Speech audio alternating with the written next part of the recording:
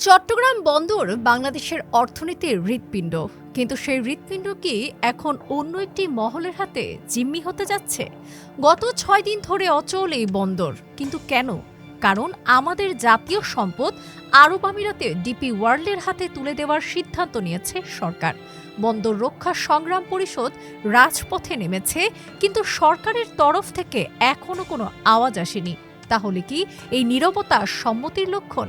এদিকে রোববার থেকে শুরু হয়েছে অনির্দিষ্টকালের লাগাতার ধর্মঘট।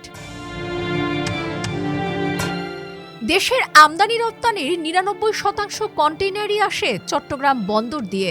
গত মঙ্গলবার থেকে লাগাতার কর্মবিরতিতে বন্দর এখন মৃত্যুপুরী। ৩৯,০০০ কন্টেইনারের জট, ব্যবসায়ীদের হাহাকার, কোটি কোটি টাকার লোকসান। কিন্তু বন্দর কর্তৃপক্ষের সচিব বলছেন আলোচনা চলছে।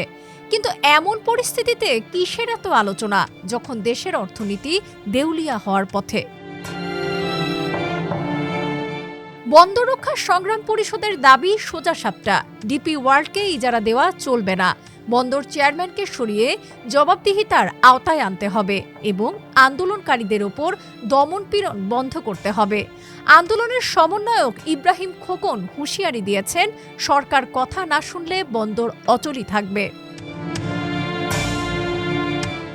এদিকে চট্টগ্রাম বন্দর কর্তৃপক্ষের সাবেক মেম্বার জাফর আলম গণমাধ্যমে জানান, দিনে ৩ কোটি টাকার সরাসরি ক্ষতি বড় কথা নয়।